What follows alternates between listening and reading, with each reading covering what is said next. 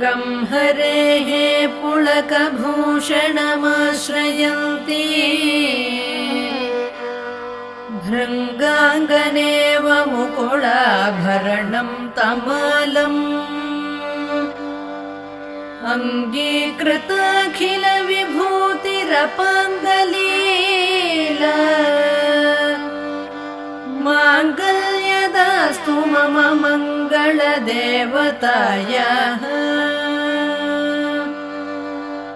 मुग्धा मुहुर्विदधति वदने मुरारेः प्रेमत्रपा प्रणिहितानि गतागतानि मालादृशोर्मधुकरीव महोत्पलेया सा मे श्रियं दिशतु सा